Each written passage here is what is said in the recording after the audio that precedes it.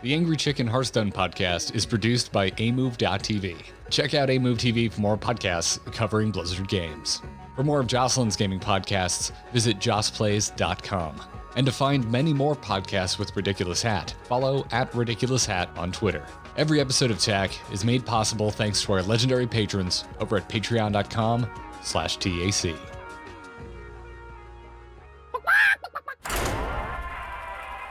Time's up. Let's do this. Legendary! You face Jaraxxus. You smell like a leopard gnome! I knew it. So hot. A podcast about Hearthstone and Battlegrounds. This is The Angry Chicken!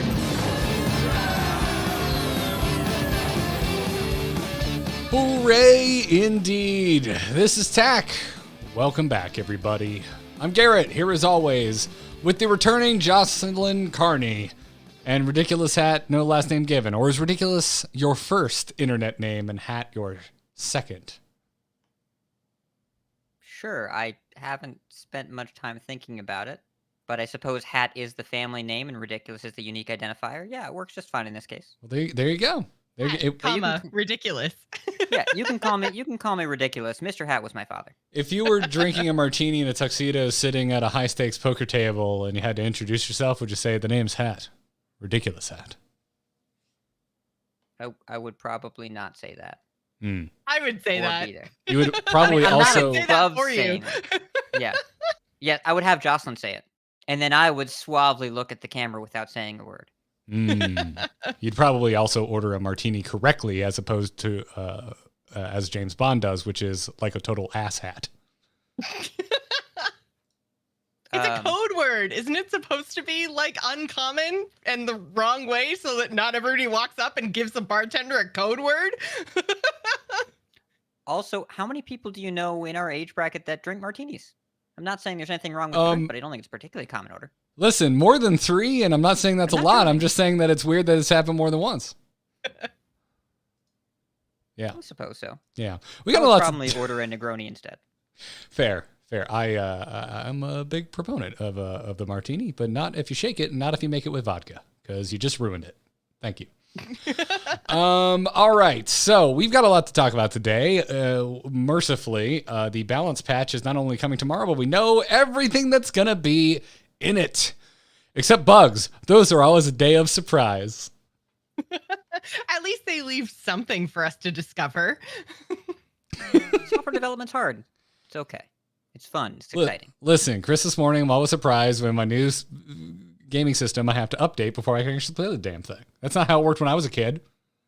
When I was a kid, you just plugged in the duck hunt gun and it worked. This analogy has gotten away from me. I'd like to thank our patrons over at patreon.com/TAC for their lovely support of this podcast before we get into a butt ton of news. It's a technical measurement, of course. If you like what we're doing here at The Angry Chicken, if you like our coverage of Hearthstone, and you want to support us, $1 or more goes a really long way over at patreon.com/TAC. We really appreciate the support, everybody. And we have a new patron to thank this week. Jonathan Dinerman is how I'm going to pronounce that. I'm going to pronounce it like you are a superhero that specializes in diners. Might actually just be the correct pronunciation, too. That's also an option. But thank you, Jonathan. Now I want bacon and eggs. Oh. See, like the Hulk, that's my secret. I always want bacon and eggs. Yeah. I mean, also, yes, but when the word diner is in front of you on the screen, it's evocative. You get a little hungry. Well, I'm hungry for changes to the meta as we know it in Hearthstone, so let's get into this week's Hearthstone news. Good news, everyone! The balance patch is coming tomorrow. All of the details can be found over on the official Hearthstone website right now, or you can just keep listening. We're going to talk about it right now. Where else can you get not only facts about Hearthstone, but opinions from random strangers on the internet? And also excellent segues from the previous section using the word hungry. Don't think about how you can get opinions from random strangers on the internet literally everywhere you go, unsolicited all the time, unfortunately. Exactly. So patch 21.0.3 is releasing tomorrow. We are recording this on Monday, August 16th. In case you're wondering why I'm saying tomorrow, you're like, no, I'm listening to this on Tuesday like I always do. Like I look forward to it to help me get through my Tuesday workday or class day or what have you. We record it on Monday nights every week. Been doing that for a while. Don't know why I'm explaining this in a defensive manner and I'm arguing with myself. But let's kick it off with the standard updates. We'll talk about Battlegrounds later because really I just want to use that bumper we haven't used in forever. But right off the bat, Mage is getting hit with a nerf to Incanter's Flow. It is going up by 1 mana. Not that it's going to increase the cost of spells in your deck by 1 mana, mind you. Just the cost to cast Incanter's Flow is going from 2 mana to 3 mana. The witch is dead, right? Like no one is ever allowed to complain about Hearthstone again, right? Like if Reddit is to be believed, this was the greatest issue in all of Hearthstone. All Hearthstone issues are now solved. Yes, I was thinking that when I was riding my unicorn home on my rainbow. Oh wait, that didn't happen either. You're right. It's Jocelyn who rides the rainbow hat. Duh. Right. I couldn't get mine exported from Canada.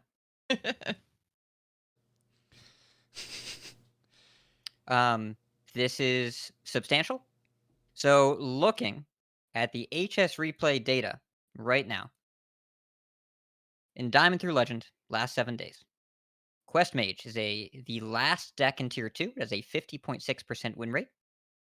I guess there are technically 2 Quest Mage decks there. Quest Mage versus Gadget Stand Quest Mage are around the same place, bottom of Tier 2. Sorry, Celestalon. And the number 1 card in the mulligan is Incanter's Flow at a 67% win rate. Every other card is below 55%. So when you take not only the best card in the deck undersells it. When you take the card that makes the deck a deck, and you increase its mana by half, it has a significant impact. For those of you that were playing during Ashes of Outland launch, and you made it through the first day and a half, the bad dream that was Demon Hunter launch, remember there was a card named Fungal Fortunes, and there was a Mount Cellar Druid deck that was big on Overgrowth and Glowfly Swarms and all that stuff. And they nerfed Fungal Fortunes from 2 to 3, and then that deck disappeared.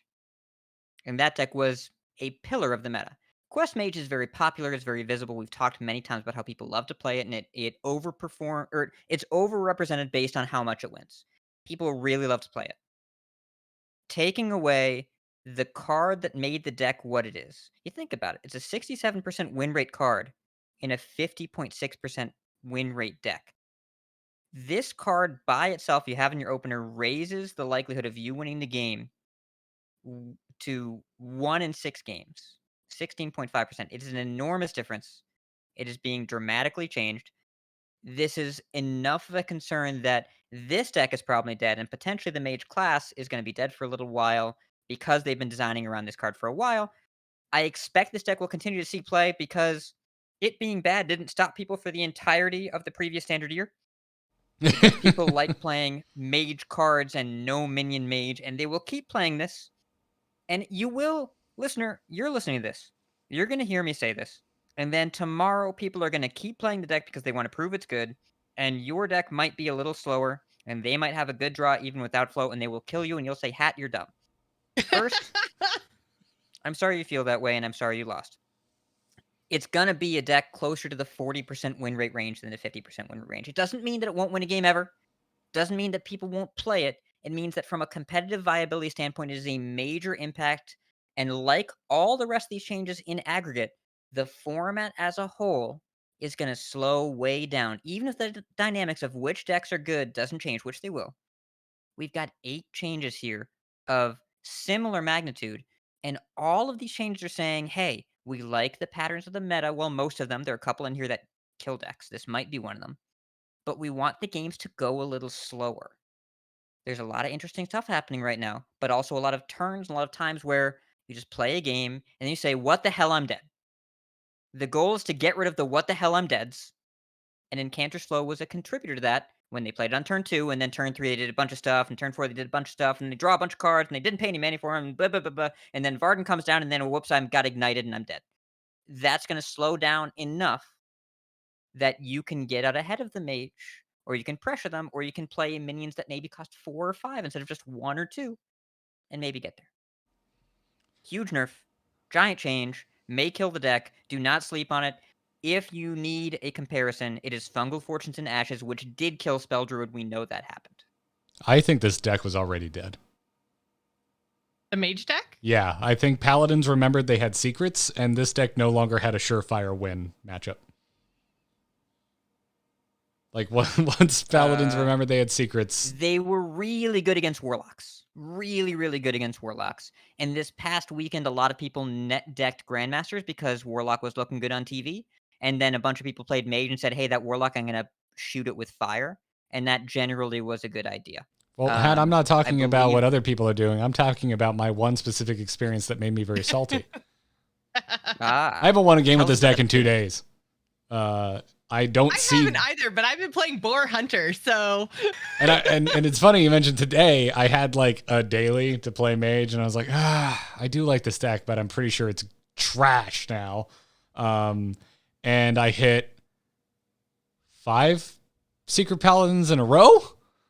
They were all losses, and then I switched off and immediately hit a Warlock. And I hate Hearthstone. This sounds Garrett-y. Yeah. Sounds Garrett. Yeah. Well, today was the most I have hated this game in a very long time. Well, that's good. Yeah. As a matter of fact, I saw Ixar tweeted the other night. He was like, what do you guys think about one class ban? And I did not reply, but consider this my please for the love of God. I bet today you replied out loud to your computer multiple times at high volume. Today my computer just heard, why do I play this game? Which, granted, it hears like every few weeks, but yeah. And I think the good news for Quest Mage fans, there isn't a ton, but I think the good news here is... The good news is there isn't a ton of good news. Okay, but there is actually good news. So, Garrett, a lot of what you experienced today, I think, is kind of what the experience of Mage players have faced. People are done with losing to this deck, so they fill their deck with neophytes and watch posts and oh my yogs and burn spells and whatever to ruin your day. I am glad you brought up watch posts, because that is the main reason I'm happy about this change, is like maybe they can go too far in the direction of making this class abundantly not good, as opposed to subtly I had to think for more than 5 seconds not good. Because watch posts have, I hate that card. I would like those cards deleted from the game, and it's pissing me off that it's a reaction to this deck that's also annoying me in any other game I play with any other deck where a watch post hits the board. Why do you hate watch posts There's so much? nothing fun about, now I'm mildly inconvenienced until I can deal with this inconvenient card that just became harder to deal with because I'm now mildly inconvenienced by the 1 more mana everything is costing. I will say the other day I had my own watch post in play, and then I coined Glide, and all of my opponent's cards got taxed, and that was fun for me. I had fun. See, that's it, Gary. You just have to be the watch post player instead of the watch post opponent. But then everyone's just playing watch posts, and we're negating each other, and we're all just playing 1 more mana Hearthstone. Yeah. The mana tax is too damn high. It's what the devs want. We all just play our own game and build our own posts. It's like garrisons. Everyone loves garrisons in WoW. I applaud the legendary rarity shoehorn you are employing, Joss, to go like it's slower to that is just chef's kiss level podcast riffing right there. But I'm pretty sure everyone playing 2 of watch posts was not what the devs intended. Makes the game slower. It does. That's true. I can't argue with that logic. Listen, if you want to slow the game down, that card is the poster child. Yeah. Oh. I hadn't thought about it in a while because I hadn't seen it. And in like the last 3 days, suddenly I was seeing it everywhere. And I was just like, man, this card just isn't fun. Like, it's just annoying. But yeah, whatever. We got so many more changes to talk about. My own personal gripes with watchtowers don't really need to take precedence, and I already have. So yeah. the goal here is The thing here is, if you were a Mage player facing a lot of hate and targeted deck selection right now, those things are going to change, and so it may be a worse deck in a less hostile environment, and that may mean you can still bring this, because if people suddenly say, okay, I'm going to start bringing Elk Mount Priest to deal with minions in the meta, then you can blow that deck up still because they give you time. But it won't have enough time to keep up with anything that's more forward moving, so it may become just a more niche selection. This is a change that will hit the win rate and especially the play rate, but it still may end up having a role in some spots. It may still be playable, but it's a big nerf. It's a really, really big nerf. It's designed to make the deck way less competitively viable. I have one more turn to not draw this card now. That's the only thing I'm taking away from this. As long as you're keeping a positive mindset. Il'gynoth is up next. The old being that Il'gynoth cost 4 and was a 2/6. It's now going to cost 6 for Il'gynoth and is a 4/8. Someone's been getting their OTK on. I wish people could hear Joss dancing. Yeah, were you doing like a lasso? Was that like a lasso shimmy? What was that? I don't know. That was just the most I can do while still remaining in the frame.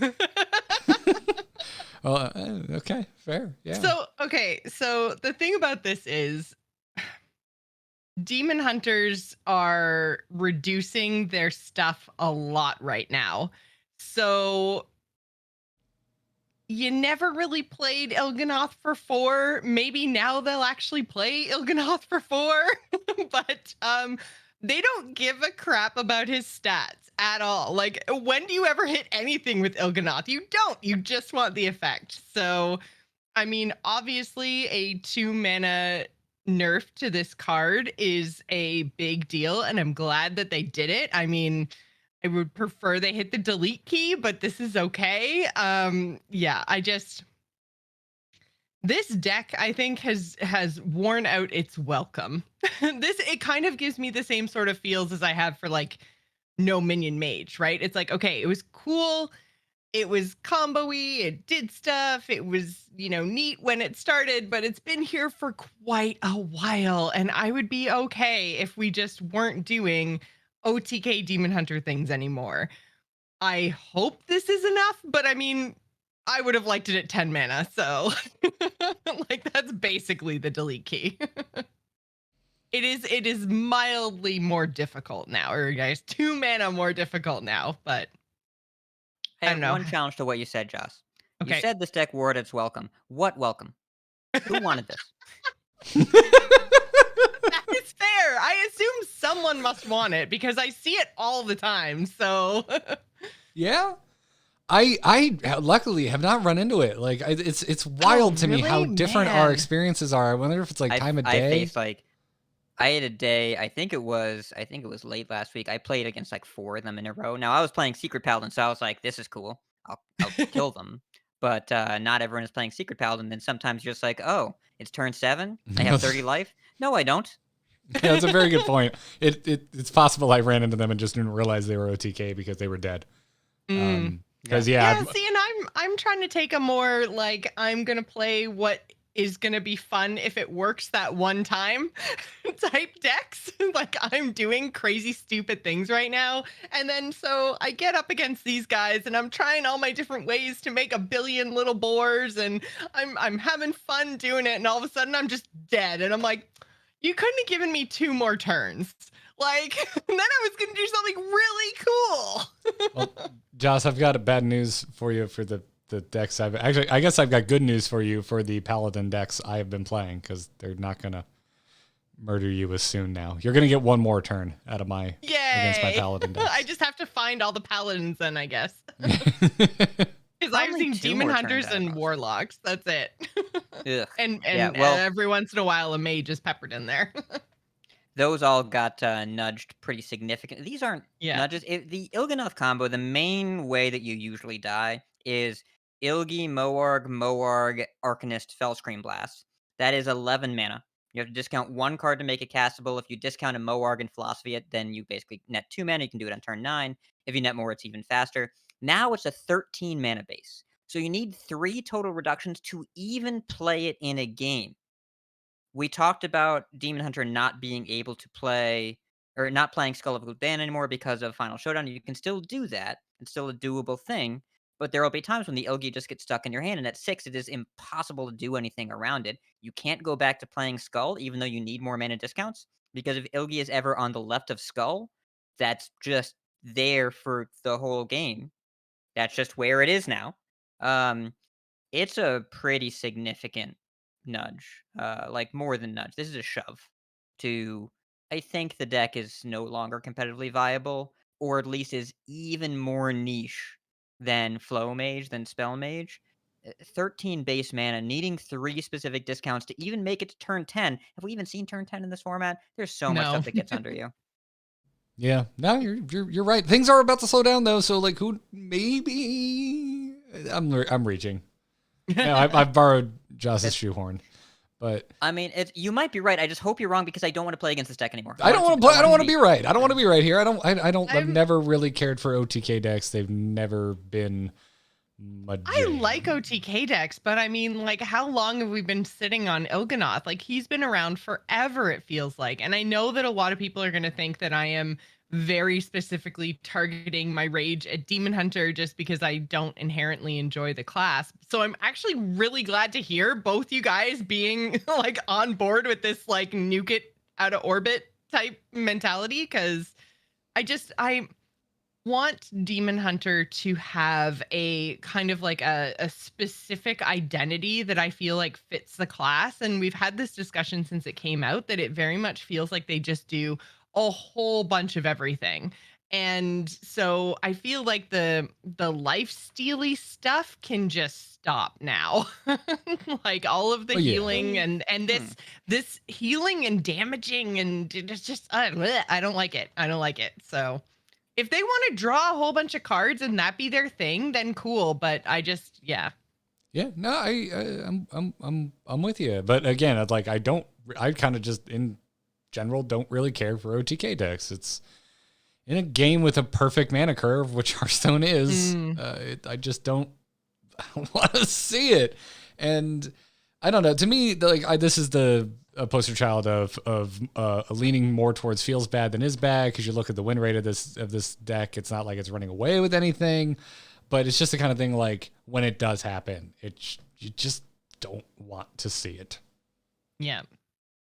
It's also in the competitive space, it is dominant in a really major way. It was by far the most popular deck in qualifier winners 2 weeks in a row. The only deck to really persist. And speaking as someone, I am right in between. Well, not even in between. I'm outside both of you. I like OTK decks and I love Demon Hunter. I think it is probably in contention for like my second favorite class overall. Been playing a lot of Death Rattle Demon Hunter. Yeah, Been but playing you a lot like of Fell Demon Rogue. Hunter. I do. Hey, put your hand down. Demon Hunter's just easy rogue. Like I don't. It's not. It is. I actually think that Rogue is easy Demon Hunter right now. Just because SI7 Rogue is very clear about what you're supposed to do. Wow. But anyways, Yeah. as someone that loves Demon Hunter and likes OTK, I hate this deck and want it to go away because it doesn't feel like Demon Hunter. It feels like gross scamming, ickiness, bad words. I don't know. I don't like it. Yeah. I want it to go away. Well, I we wanna don't go back like to it. We playing want my it to Spell go Rattle. away. Is the final word on Il'gynoth. Let's talk about Yeah. Dark Glare and talk about how Warlock's getting nipped in the ass. Dark Glare is going from a 2-mana 2/3 up to a 3-mana 3/4. And this is not just for like the hardcore all quest zoo or all quest warlock. This Dark Glare is also being run in the quest zoo warlock, which is much more popular now and way more successful. If you listen to last week's episode where Hat and I talked about the kind of day one quest warlock, I believe we both refer to it as duty.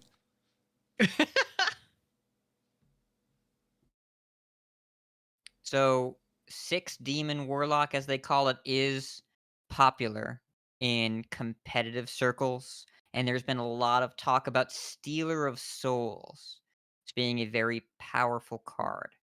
I don't necessarily agree. I think it feels broken when it works. I just don't think it works that much. But Dark Glare is the engine that makes a lot of things happen. And combined with Raised Dead and Flesh Giant, it just did too many things too efficiently. So I'm not surprised to see this. And also, Wild needed help. And this is how you help them. Because if you nerf Stealer, it doesn't help Wild because that card is banned in Wild. So you need to hit something else. And they hit 2 other cards that are seeing a lot of play in Wild, but left Stealer alone. I think this is a good change. Yeah. I am sorry to see that Zoo got 2 nerfs because I thought that was the least offensive of the Quest Warlock archetypes. But at the same time, self-damage and mana cheating, just that it's so hot right now, but we got to tone it down. And It's- Stealer of Souls, if you guys are listening and you're unclear, that's the one that changes the cost of your cards from mana to health. So very much feeds pretty hard into the current Warlock quest. And if you can get multiple procs off of a Stealer, then you're kind of away to the races and doing way more in a turn than you should be able to do. Yeah. To me, it was just telling that Zoolists we were starting to see Zoolists pop up that were finding a lot of success that were not running Stealer. To me, that was the first big, I guess we'll call it a green flag for Fel instead of red. That maybe Stealer wasn't the inherent issue. And I just double down on everything you said. When Stealer goes off, it does feel bad, but it doesn't happen that often, and it's much more prominent in the to me. Like I really associate Stealer of Souls with the more hardcore, essentially fatigue quest Warlock that I think is a bad deck if your goal is winning consistently. So, yeah, I'm really in line with you on this one, Hat. I feel for Zoo, but I also don't think Stealer was the call. Yeah. So, again, people are going to listen to this, and then they're going to play against a Stealer that gets the right draw at the right time and not against a lot of pressure, and then suddenly they're going to die from 25 with their opponent not paying any mana for their cards, and that's going to feel bad. And I think that is the most compelling argument for nerfing Stealer, and I could see it being nerfed just because of how much it feels like it's breaking the rules of the game. It breaks the rules so much, Garrett, that we named last week's episode after it, that they're paying for their spells with your face. And that's not how that method of payment should work. But there's no justification in the win rates at all right now to do that. And so it'd be premature a week and a half into an expansion to nerf a card just for feelings. I agree. That's fair. Battleground Battlemasters on the chopping block next, going from 5 mana to 6 mana with no other changes. All right, listen. Paladin is my favorite class. Shocking, I know. I am loving and playing the crap out of Paladin right now. I am finding so much success, it's offensive. This really needed to happen. This card was stupid broken. This card's disgusting. Yeah, it is. And It is actually, pure toxicity. we have a question later on about what our surprises of the set were, and I put the question in before I really looked at the nerfs, and I was like, oh, it's definitely like my answer to this question is Battlemaster 100%, because like with the release schedule of all of these cards, we basically had 1 week to cover everything. So we basically just don't cover neutrals. Like we look at class archetypes, we look at cards that we think are going to be cool or things that we hope are going to work, and really have to pick and choose. We can't go card by card anymore because we'd be doing a 6-hour tack, which I know some of you listening to the sound of my voice would absolutely love, but let me tell you, our voices would not go that long. So we have to cut some stuff. And this was one of the cards that we cut. And oh my God, I didn't even think about this card until I'm taking like 28 damage to the face because I couldn't clear something a Paladin buff to high heavens. Like, it's crazy. This card is gross. Yeah, and there's a twofer for that Paladin combo later on in the nerfs. But Yes. suffice to say, someone who has abused the living hell out of this card's existence for the last week and a half, this needed to happen. This absolutely needed to happen. This card could not continue on the way it was. So, also shout out to Mike B on Twitter who tweeted at us today. I'm just going to read this verbatim. Still don't know why they wouldn't make Battleground Battle Master a battle cry. Lol. Because when you play it, your opponent cries. Yeah. To which I replied, yeah, listen, when Battle Master comes down, you're typically dead, so its sticking isn't really the issue, but damn if that's not a great tweet. It is a high quality tweet. It's the highest quality. Two yes. thoughts to share on this. One, I need to admit this. I want everyone to be aware. I did look over the neutrals, and I thought this card was overrated. I was wrong. I was incorrect. I was not correct. Incorrect. Never. Don't you have another admission to make, Hat? Okay, do I have 3 things to share? What am I supposed to say? You told me that you were playing a certain class outside of what people might expect and that you were liking it. I played every class, but Secret Paladin? Yeah, Secret Paladin's great. The other day, I struck with my Sword of the Fallen, and my Warlock opponent tested for a secret with Immortal Coil. They had 9 cards in hand. Their Immortal Coil transformed into a Shadow Council. They conceded and adjourned the council. It was a very enjoyable experience. 10 out of 10 would counsel again. Who was it that was it Wicked? Was it Wicked Good who tweeted? He turn 1 yogged, got the Sorcerer's Gambit. Opponent did not elect to play that game out. Yeah, I couldn't retweet that fast enough. That is the greatest thing to come out of United in Stormwind, without a doubt. Glorious. The best thing I've seen so far. Secret Paladin's dope, and there's a lot of really good cards, and Bannerman is just a card you should have in your Paladin decks in every format where it is legal. Like, don't play it in Even Paladin because it costs 3, but otherwise it should probably be in your deck. The second thought I have is this expansion should have been named United in Stormwind Fury. Oh. So Kolkar Pack Runner is going from a 2-mana 2/3 up to a 3-mana 3/4. What did Hunter do to deserve? Actually, you know what they did to deserve this? They got Legend a lot in this first week. Yeah, they hit me in the face. I hit people in the face. Hunter had it coming. What they did was have the same deck list be format defining for 2 expansions. Not the same deck, not the same archetype, the same list. They added in 2 aim shots when the set came out, and they said, our job is done here. And we were still in Kolkar lands. Can I copy your homework? Yeah, just make it look like you're not copying it. All right, I'll put in two new shots from Stormwind. Basically. No, not gonna cut it. Not gonna cut it. This card has been I have been concerned about this card's existence basically since it hit. Was it at the tip top of my public enemy list? No. But yeah, the Kolkar Pack Runner is a really, really good card. And I think it's still going to be a good card. Yeah, I mean, it becomes harder to combo with your other stuff, so it's going to happen a little bit later, but it was pretty freaking busted on 2, so I think putting it at 3 probably makes it fair. The one thing is that, obviously Face Hunter wants to get on the board and start doing stuff as soon as possible, and this slows him down a little bit, so I don't know if it's enough. Like, I don't really know. I mean, on 2 they can always still just hit their button, right? And that's 2 to the face. That's not bad. I'll tell you when I've had enough. Yeah, so but yeah, I do think that this significantly slows the deck down, and that might be enough to for them to not be meta defining, or at least fall down a couple of levels perhaps. But I think it's still going to be a good aggro deck, right? So yeah, if it incentivizes hunters to cast 1 more spell from hand before Kolkar hits the board, I chalk that up to a win. It's just there's too much efficient synergy with this card.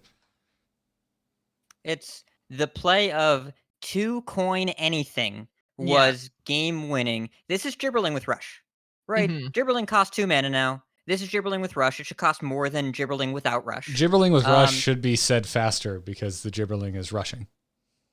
Okay, all right. Here, I will say, where's my button? There it is. That's Gibberling with Rush. There it is. So, the 2 cards that Hunter had that did things that weren't huntery. Josh, you okay? Okay, Josh? Yeah, I'm good. That wasn't me. That was the soundboard. No one will ever know. No one will ever believe you. Only the people watching right now will know. Audio listeners, that was Josh just yelling hype at the top of our friggin' lungs. Listen, we'll never know, but the truth is out there. And so is...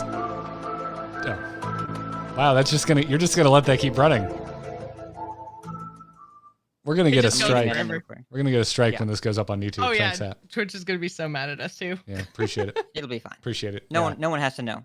It's a secret. Anyways, so the way that Hunter did things that were decidedly not huntery, Kolkar snowballed the board really, really early when Face Hunter is not supposed to be good at board, and Rhino kept it there and kept pushing damage. It had to be Kolkar or Rhino, but dealing with the early game board snowball made a lot of sense when Hunter's not supposed to be the class that wins the board and the damage race. So this dramatically changes how Hunter plays. Think about your 2-drops right now. We've got, like, you can't really play Wriggling Horror anymore because you don't have Hyenas. You've got Felma, which is sleepy. What else do we play on 2? We don't really have a lot. I think that Hunter looks pretty different. And these changes, I know they all seem a little subtle, but like, I think the format's going to be pretty substantially different. Hunter will still find a way to deal damage because Hunter is Hunter. But this is a pretty substantial change to the play pattern of the deck, and I think it might be built differently now. You have to go kind of more minion heavy. I don't know if Kolkar stays in the deck. And at that point, you start really looking at a different kind of Face Hunter. Well, and I mean, the one thing that I said going into this expansion before we saw all the cards was that I really wanted to see Hunter push down some alternate path, like whatever it was, just do something different that isn't Face Hunter, because we have been Face Huntering for so long now. And I think that, you know, if this is enough to push them either away from the same style of Face Hunter or drop that win rate a little bit, or, you know, take Kolkar out of the deck completely and just, you know, rein in a little bit of that dominance, then maybe we'll actually get to a place where as Hunter, we're trying to do something different and we're not just going face. And I know the hero power will always lend that class to a face deck, but I don't think it's the only way that we need to play Hunter. So I'm kind of looking forward to branching out in that class and seeing what else is kind of there to offer, because face Hunter was just too good. There was no reason to try anything else. I think it's like, I don't know. I could see them just going back to dropping Felmaw. Oh yeah, well, like, you still do, and you still can, but yeah, it's not going to get as out of control as quickly. Face will find a way. When you're behind on board, you kind of stay behind now. And Face Hunter really needed like 10 to 15 damage with the minions, and you're way less likely to get that now with the current build. I'm really okay with that though, because like Kolkar background, it gave them like control. Like if you're a heavy aggro, yes, yeah, no king lives forever is what I've been told. Boy, that you know what? I'm not going there. Never mind. Into Shaman. Granite Forgeborn. Why can't I say that? Granite Forgeborn. Forgeborn. That doesn't work right in my mouth.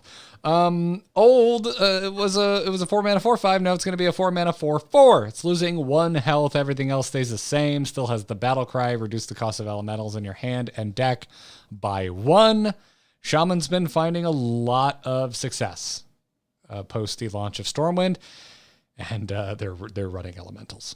So, yeah, this card is really good. It, I think, still is really good. The effect didn't change, so I think you still see it. The 4/4, like the 4 health, just makes it that little bit more killable. Before, it was like you were basically always 2 for 1ing this card, and it already had a really powerful effect. So I think this is good. This is healthy. I'm not upset about the change. It's kind of weird, right? It's a little weird. It makes me think that they were looking at stats we are not privy to and going, wow, this is surviving much longer than we would expect it to.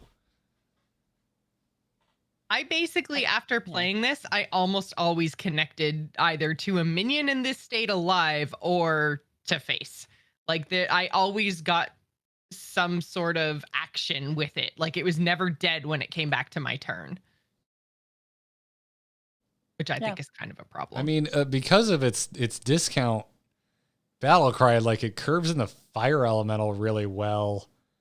You know. Oh, Garrett, have you done turn 1 kindling, turn 2 coin forgeborn, turn 3 lily pad lurker yet? Wait, is that how that works? No, turn 3. No, I haven't been bothering with Shaman. It's Canal Slogger. Turn 3 Canal Slogger. I've seen it happen. Yeah, and it was infuriating. It's quite strong. Yes. Very, very good. Personally, haven't been super interested in going back to Elemental Shaman so quickly after a new expansion. Same reason I haven't been playing Face Hunter. It's just like a little too similar, even though it's doing busted things. But other things are doing busted things, and one of those things that are doing busted things is Paladin, and it feels completely different from how Paladin was busted in the past. So yeah, I've been enjoying that, and honestly, Mage. So I've been abusing 2 decks that are getting taken to task in this patch. Well, we should talk about what's happening to Paladin then, because we're not done with them, right? Yeah, not even. no. Well, maybe we're done with them as we currently know them. Conviction is going up by a mana cost, so it's doubling because it was only a 1 mana spell, and it's going from 1 mana to 2, and that's for all ranks. This is not going to be some weird rank spell that has a lower cost as it upgrades. It's going to be 2 mana forever, now, and always, until they decide to change it back because they murdered Paladin so hard by going too far on this one. Well, this I think is one of those cases where, you know, it becomes very difficult in these low mana costs to make a change that doesn't just totally destroy a card, right? Like the difference between 1 and 2 mana is so huge. And like you're never, ever, ever, unless it's presenting you lethal, going to ever play a 2 mana rank 1 conviction. Like ever. It's so bad. Yeah, it's absolutely awful. So yeah, this one's like with Battlemaster. I was just like, oh wait, oof, okay, because I read through these patch notes the same way as everyone else did in the order it was presented to me, and I saw Battlemaster and I go, yes, fair, necessary, needed. I deserve this. And then I get to this and I go, wait, no, too far. What are you doing? Yeah. This is bad before turn 5. This is just a terrible card before turn 5 now. It already wasn't great before turn 5. There were very few times when you just fired out that rank 1 conviction. You were like, I'm going to win this game. You literally just mentioned one. Which one? Freaking the Canal Slogger. Early games Canal Sloggers. Like this is one of the few ways I have to deal with it. I want Paladin to have more things that they can't deal with. That would make it healthy. Also, hit it with a Cariel. Wants you to lose. No, I do not want that, because then we get angry Garrett on the show, and I want don't happy tell Garrett, me or at don't least, tell like, me lightly hit it salty with Garrett. tell me to hit something with the 1 of legendary in my deck. Do you know who I am? I can't draw a 2 of Copy and Canner's Flow. How often do you think Cariel and I hang out? It's not very often. She is clearly ghosting me. Well, she's certainly not going to do it now. So true. Anyways, draw your Knight of Anointments. Knights of Anointment. Draw your Knights, and then maybe you'll get your convictions. So this is also a nerf to Samuro, and I was pretty tired of getting my board cleared on turn 5, so I'm chill with this. And also, Conviction Battlemaster, I'm not going to say it's not dramatically changed, because it is. But I still am not sure we cut either of these cards. The deck just gets a little bit worse. But that's still 8 mana, your opponent takes an additional 12 damage. That seems like a decent deal for 12. Yeah, that's why you're getting into why I think this is a weird one to get my head around, because of the deck that it's currently finding success in. It's a deck that doesn't necessarily get worse because the game is going longer. With Paladin, the longer the game goes, just the more buffs go on your minions, the bigger the junk in your hand gets, which is not what I meant. I did not mean it to sound like that. I'm gonna walk and that yet back. Here we are. Yes, yeah, I did not. That was I'm not gonna intentional. not update the show title because I don't want to be Please flagged. don't. Yeah, no. No. I would like people to listen to that. That was, yeah. Anyways, point stands. That's another reason I'm also kind of excited about Mage getting nerfed and hopefully not seeing as much of it, is because I don't like the secret Paladin. It's boring. It's too similar to what we were doing before. I prefer the non-secret version of what I call a big bubble Paladin, because you run a lot of bubbles and you can run a lot of hand buffs. I love that deck so much. And the lean version that runs secrets, I just do not enjoy as much.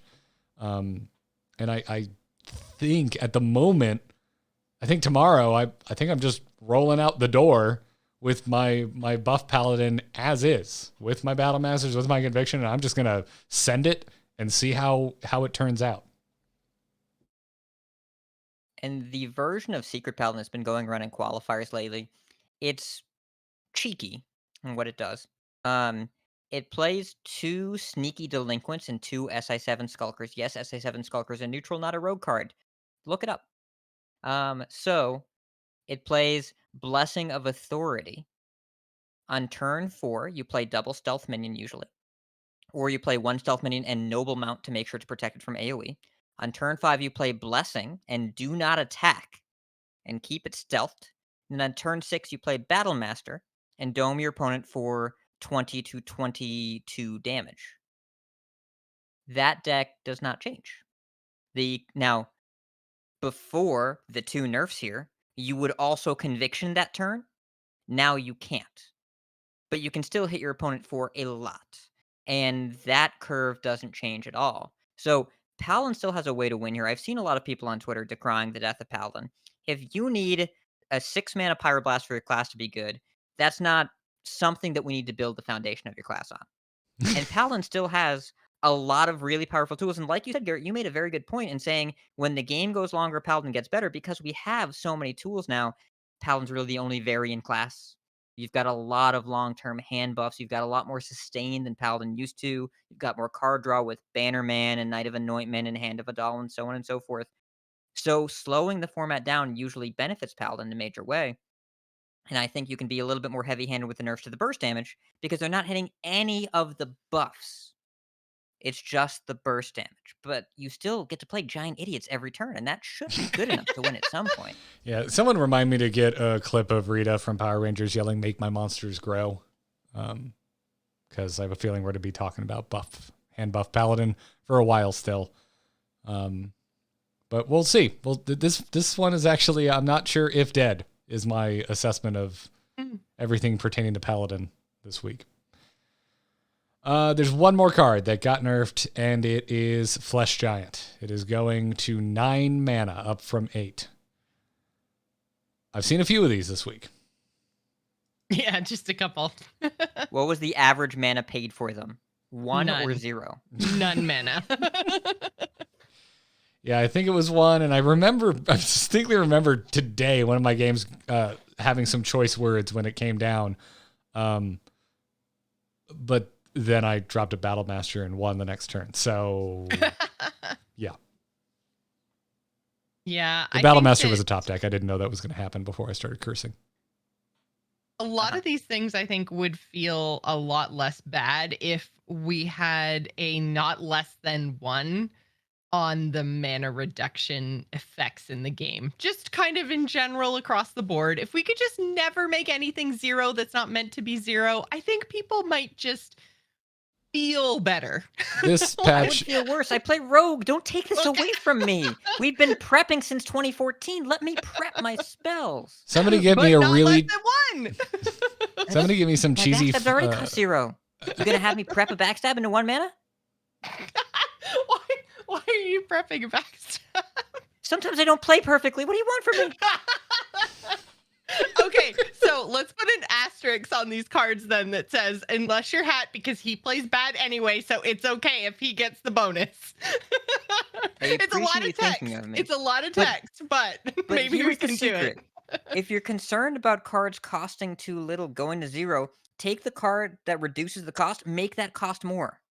You don't need the rules change. Just make the base cost higher until the card gets to Joss, the level of you already solved it Mailbag. earlier in the show. You just put Watchtower in your deck. Like, what are you talking Yeah, about? see? Joss, why are you complaining about things costing too little? Don't you know about our Lord and Savior, Watchtower?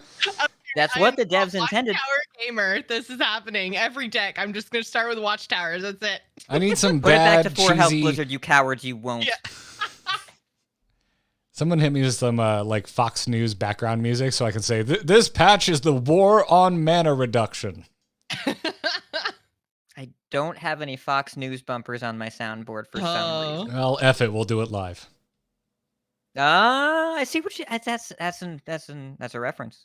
I understood that reference. So, anyways, Yeah.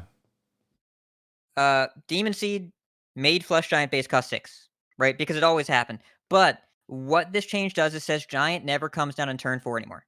It is done coming down in turn 4. It is now a turn 5 card, maybe even a turn 6 card, but not turn 4. And the whole purpose of this patch, if we read these great developer summary notes that I'm so glad they include in the patch notes, overall this translates to limiting the efficiency at which combo decks can assemble the pieces they need to win, and reducing the burst damage that board-based decks have access to from hand. That's for you, Garrett. We hope that these changes will give a bit more room for slower strategies to find success. So, it's not about making any of these cards unplayable, and that's why they had to hit 8 things, because this format was balanced and in many ways fun and interesting, but the games were so fast. So take the same things. It was set to 11. Dial it down a little bit. Instead of turn 6 or 7, let's go turn 8 or 9. Maybe we can play some cool 7 drops or 8 drops now. And we're just not dying quite as quickly. And Flush Giant on turn 5 instead of turn 4 has a lot more answers available to it. But the strategy is still interesting and different. And all the Warlock fans that hadn't had anything to play in Standard since Scholomance, you don't want to punish them for liking the cool new quest that Blizzard printed that enabled like 3 different decks. You just wanted to chill out for a second. Just breathe and take it easy and slow down one turn. And that's what they did here.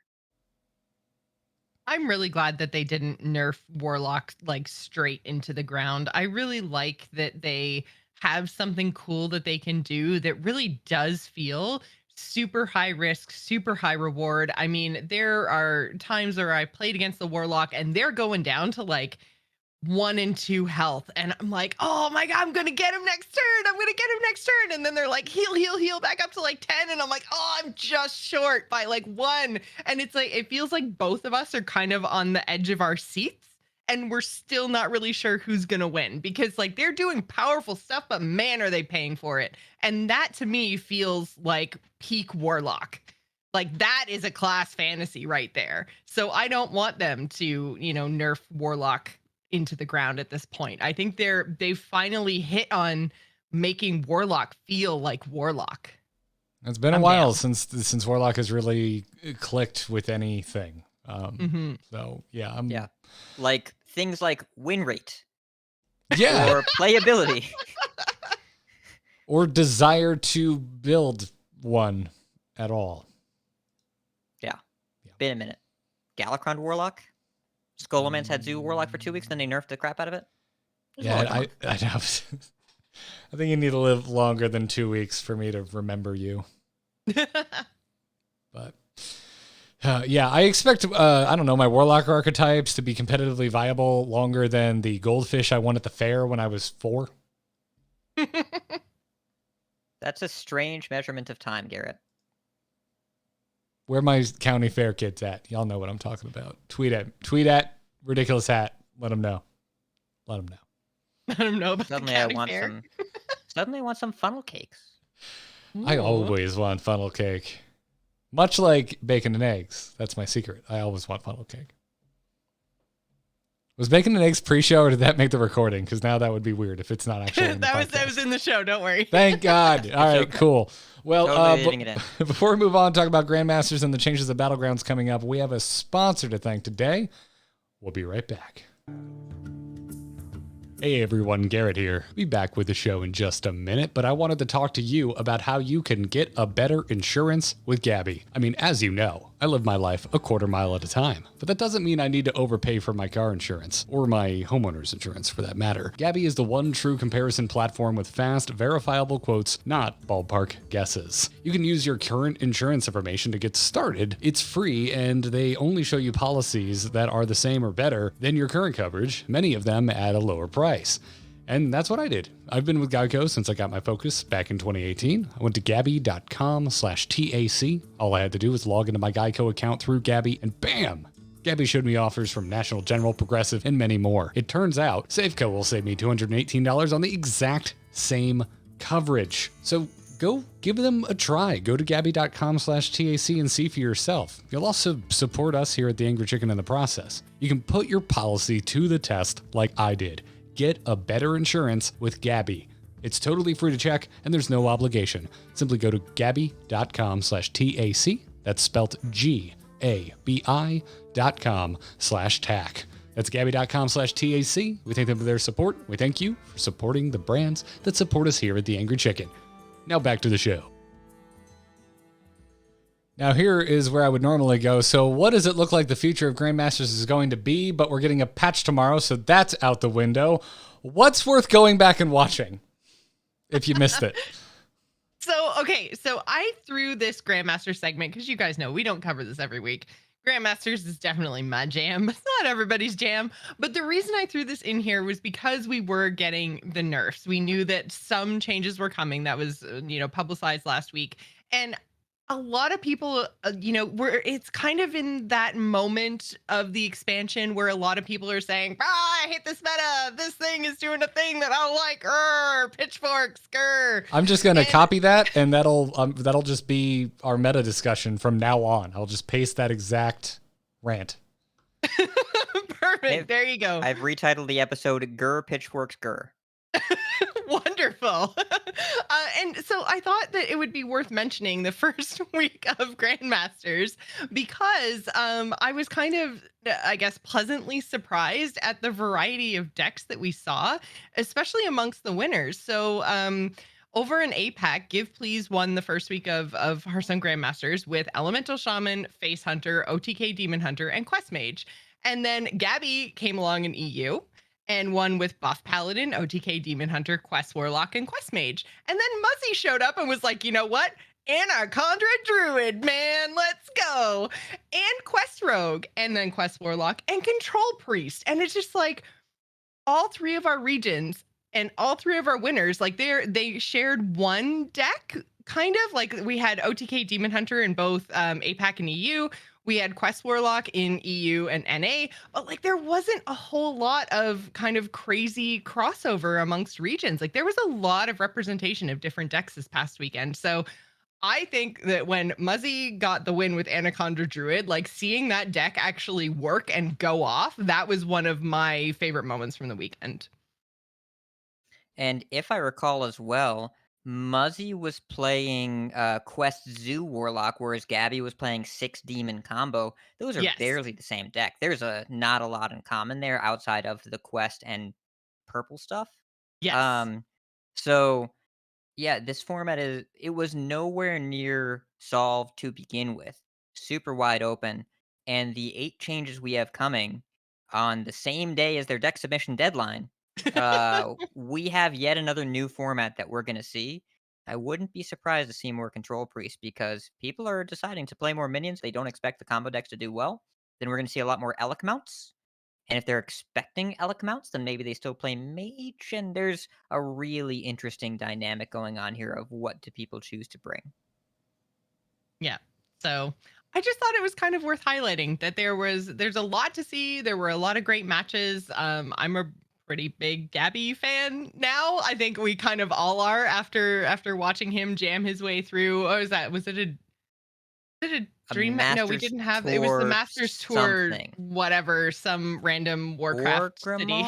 It was a couple of Master Tours ago, anyways. And he did make his way into Grandmasters for the season because of that win, and he's really fun to watch. So yeah, I thought that I didn't get a chance to catch APAC because it's always way too early for me. But I did catch some EU and some NA, and there were some really good matches. So yeah, I highly recommend going and watching Grandmasters from this last weekend if you haven't already. And I am looking forward to seeing what they come up with again, because as Hat mentioned, we've got nerfs coming the day of deck submission. So things are going to be crazy. And also, I think next week isn't. So this past weekend was Conquest. Next week is something different. Next week is Last Hero Standing? Yeah, It so there we go. Do you think we'll get some Anaconda? Sorry? Do we think we'll get Anaconda Druid in Last Hero Standing? Yes. I think so, yeah, because when that thing goes off, it's just crazy. Are you saying that your Anaconda don't want none unless you've got Spell Sun? Yep. Oh, I see. I see what you're going for. I like big butts and I cannot lie. Yes, I have that on my soundboard. Yes, we're going to get copyright struck. No, I don't care. It's not your channel? We'll strike it from the record. It's fine. We'll fix it in post. That's how that works, right? Yeah, fix it in post. I think there's a limit. I hope there's a limit. Sir Mix-a-Lot. I mean no offense. We're sorry. I'm sorry. I danced to you so much in high school. It's fine. It's not a consistent pattern. It's okay. They have new rules. The strikes fall off. We talked about it. Yay. Well, You're making it worse. well, are you saying that my humming of it is so realistic that it will be mistaken for the studio recording of one Sir Mix-a-Lot? 100%, Garrett. You don't know your power. Well, it's time to move on because Battlegrounds got back.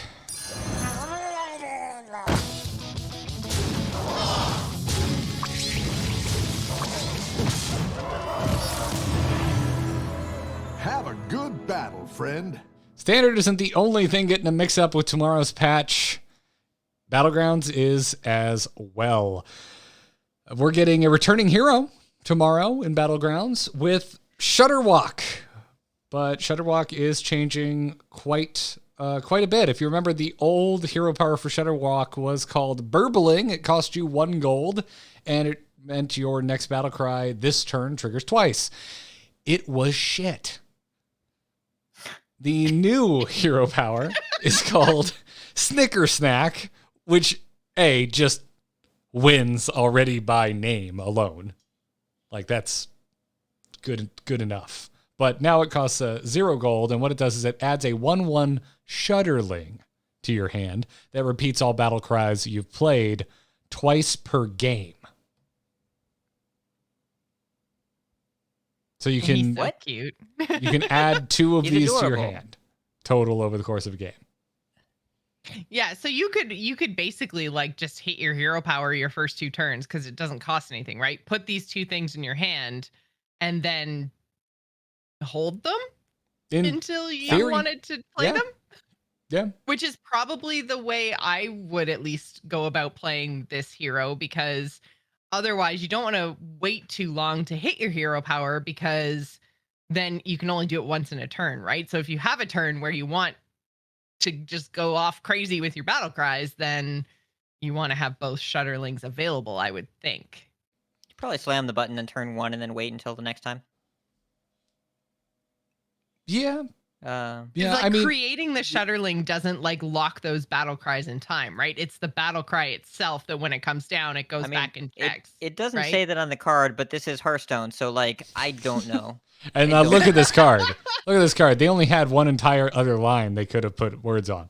So they were getting True. limited. They were getting limited. But yeah, no, I would assume that is the way it functions. To me, I look at this like the only reason I would think this wouldn't just be passive, start the game with 2 Shudderlings in hand, is just a concern for hand size, because the hand size limit still exists in Battlegrounds. It is still a concern. It's not a huge concern for most heroes. For people that aren't dog, it is not a concern. For people that are dog, it may be a concern. 'Cause I watch his YouTube videos, and somehow he always has 10 things in hand, and I'm like, I don't play Battlegrounds the same way that you do. We also have, by the way, a question from chat that makes my brain do things. Mr. Kerfluffle asked, does the second one copy the first? I would think no. Oh, it should though. It I mean, should. It should. I would guess no, but it says battle cry in the card. It does, but that would just be bananas. Crazy, right? Yeah. So, I mean, it is, and Electric Sheep City is saying the same thing. The battle cry is a battle cry that went off earlier in that game. So Okay, maybe- wait. Here we go. Somebody tweeted at D Kalkaz. Sorry, Dom. I don't know how to pronounce Dom. your last name. He's great. Yeah, someone tweeted at Dom, who is a game designer on Hearthstone Battlegrounds, asking this very question. At Minderoots LP tweeted, quote, "Will the second Shudderling repeat the first Shudderling's battle cry?" To which Dom replied, killing all dreams, saying, "Nope, only other battle cries." It does say Kinda other makes on the sense. card. It does say Yes. other, yeah. I'm But glad still, you Googled that. I could have It's no have read it either way. Oh, chat room, no This tears. is still way better than arguably one of the worst hero powers in the format. This is interesting instead of unplayable, so that's a big upgrade. yes, abso-freaking-lutely. And then we're getting into hero updates, starting I like with... this one. I do too, Dancing Daryl. Dancing Daryl's getting a buff. Thank God. You want to talk about borderline unplayable. You probably remember Dancing Daryl's hero power, but just in case, it used to be after you sell a minion, randomly give a minion in Bob's Tavern +1/+1 twice. Now, it's exactly the same. It's still a passive. After you sell a minion, randomly give a minion in Bob's Tavern +1/+1, but now it's 3 times. So there's going to be +3/+3 total in stats going out 1 at a time. This is a substantial buff to Dancing Daryl, a hero who used to be amazing and like OG, like getting back from BlizzCon 2018 and getting into the Battlegrounds beta, even which I know is confusing because it's still in beta here in 2021. But No, not this beta, the old beta. The back old, in your day, yeah, in my the old day, beta. our day. The old which beta was in 2019, which was not that far ago. when heroes were called bosses or something weird like that. I think they were heroes, but I No, think they a were lot not. of people No, they incorrectly said definitely had a- champions. No, they definitely they- had another name that Blizzard was trying Champions, to right? use. I don't think it was champions. No, I'm pretty sure it was bosses because the Yeah. original round they were like bosses from like dungeon runs and stuff. Mm-hmm. But So we you even got to like be the boss. we even were, like, everyone was like, making no, they're fun of heroes. it. Stop it. yeah, we were making fun of it on like the first or second episode where we talked about Battlegrounds on the podcast because we kept accidentally calling them heroes, and we're like, we're just gonna call them heroes. And eventually we won. We won. All right, you were the real heroes. Yeah. Oh, actually, I think we were insufferable armchair designers, but Yes. yeah. But I'm on the show now. I have to be nice. Do you? I'm Do choosing you? to be. Okay. Well, that's kind. That's very kind of you. That's very nice of you, Hat. Heroic, even. Do I get to be a hero too? No, I wouldn't go that far. Let's see if you can save this lack of segue. Yeah, I'm really excited about this Daryl buff. Daryl used to be like my favorite hero, and he's just not good anymore. He doesn't cut it. He's just been outshone by how just damn much scaling other heroes bring to this game. So, bring it. Well, and not just other heroes too, but I think the introduction of the new minion types as well, because it just seems like he has to go through so much work to get the kind of buffs that you just get off of like buying one Quillboar dude. Like, and the buffs go where you want them to, right? They're not going to go in the battle cry there's no minion that you randomness. want to You cycle. don't have to like manipulate the tavern and do crazy stuff. Like that was the big brain Daryl plays in the first few weeks, was watching people get exactly the right minion and all the right gold and do all their selling and stuff to get one big huge minion. And now it's like, man, you don't need to do any of that to get big huge minions. They practically grow themselves. Is his hat so big because his brains are so big? Yes. Okay. Just making That sure. must be it. Clearly. Fungal Mancer Flurgle, not wanting to be left out of the Murloc buff party, is getting a major, very exciting change to their hero power. Gone Fishing.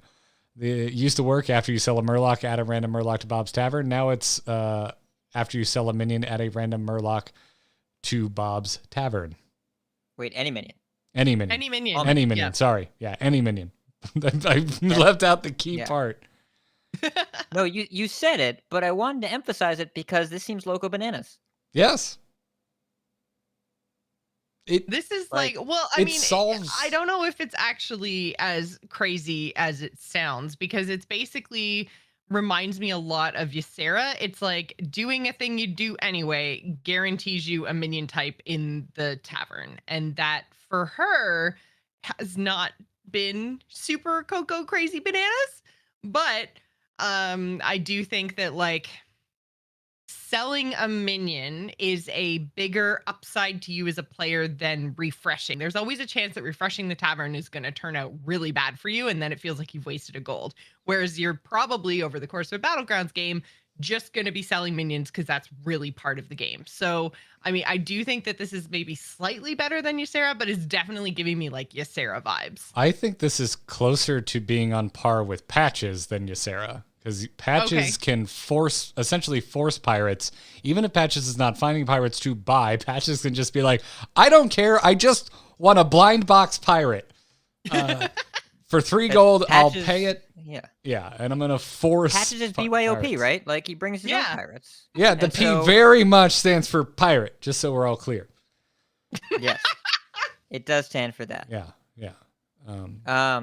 So anyways, but also if you buy a Bloodsail Flybooter, you just buy it and sell it, and there's now you replace that for free with a Murloc. Elementals and Alley Mhm. Cats and whatever get really great. Murloc tokens get really great. They're just the econ is kind of supercharged here, and you get to buy Well- tokens that are not Murlocs. I was gonna say, yeah, Murloc tokens are still the same, right? Because they Still the would have same. had this Yes, this effect you're right. either. Yeah, but you can either throw way, back but- the 2-1 and have a chance of finding another 2-1 to make another 1-1 and find triple tokens faster, potentially. True, but Joss is correct. That was already the case because we could. It already. It was a Yeah. Murloc. So Oh, it that's already yeah, triggered yeah, the hero yeah. power. You're Yeah. absolutely correct. Sorry. I'm very But- excited about this, and I'm not thinking rationally. Correct. Same. I'm excited that he's gonna be more viable than previously because I felt like Fungalmancer Flurgle came out and everyone was like, "Oh, look at him! He's so cool and Murloc things and look at his hero power and he's terrible. No one's ever gonna pick him. Get out." And was I felt like feast or that all famine. happened over like maybe 12 hours. People tried to play him for a day and were like, "Oh, good, bleh, terrible. I hate it." Well, back when Murlocs could still get Divine Shield, it was just like, I'm all in. I'm all in from turn 1, mofos. Let's go. Let's go, fish boys. Get in. But yeah, no, this is Did this anyone is so much better. say "fish boys" like out loud? I did, and I'll have you know I got first place with Flurgle at least once.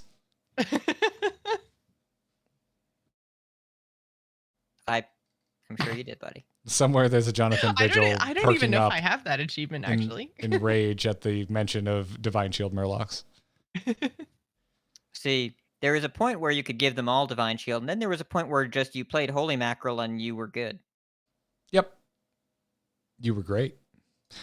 Maya of Shadow Song, who hasn't been doing so hot since the previous nerf, is getting a bit of a buff. Don't get too excited, though. So the way Maya currently works is that for 1 gold, you can make a minion in Bob's Tavern dormant, and after 3 turns, which was the nerf last time, was the amount of turns, you get it with +1/+1. They're changing it to where it's still 1 gold, it's still dormant after 3 turns. You get it, but now it's +2/+2 instead of +1/+1. Yeah, and I think that so for the Maiev change, I mean, I don't really think that this is going to bring her back in any big way because like we've said with her since she very first launched, the buff on the minion is never the reason that you're using your hero power on her, right? It's always the paying 1 mana, waiting a bit of time and then getting, you know, your triples when you need them, when you've upgraded your tavern or, you know, whatever. It's a placeholder thing.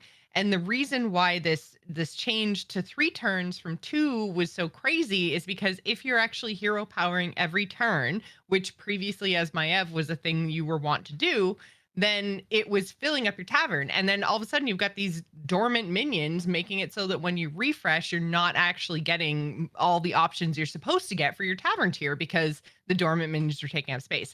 That doesn't change. So I don't think that this change to her with this +1/+1 extra buff is actually going to change her win rate at all. I think she's still functionally the same. Yeah, I mean, she's a bottom 10 hero at the moment, according to HS Yeah. Replay. I don't think you need to say that with a grain of salt. I think Maya is one of the worst heroes you can pick in Battlegrounds at the moment. Yeah, I think this could be +3/+3, and I still don't think it would be enough. No, because again, it's limiting your roles, and that in Battlegrounds is awful. It's a huge drawback. Yeah. I think Maya might be done. I think this experiment with this type of hero power, I think it might just be time to retire this hero, because Unless this kind of feeds into something from a couple weeks ago where Ixar in the AMA was talking about potentially changing the size of the board and how many minions can be on it. Because if that becomes a thing and we can have 8 or 9 minions, then it doesn't matter how many spaces your dormant minions are taking up, right? You still get all of your rolls from your whatever your tavern tier is, and that's fine. Then she'll be back, I think. But as long as the dormant minions are preventing you from getting your full rerolls, I think she'll just kind of chill out at the bottom. Yeah, this is gonna sound like a dig, but it's just like hard facts. At the moment, Maya's most common finish is 8th place, so I'm not even sure how much this board size and dormant minions is even a concern right now, because Mayavs are dying so early in the lobby.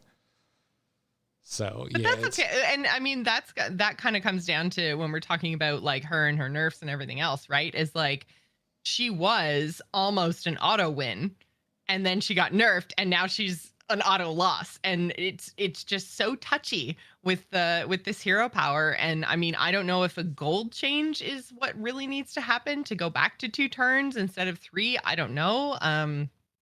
But yeah, there's a lot to play with in this hero power, and I don't think the buff is it. I mean, you could probably just take the buff text out of it completely.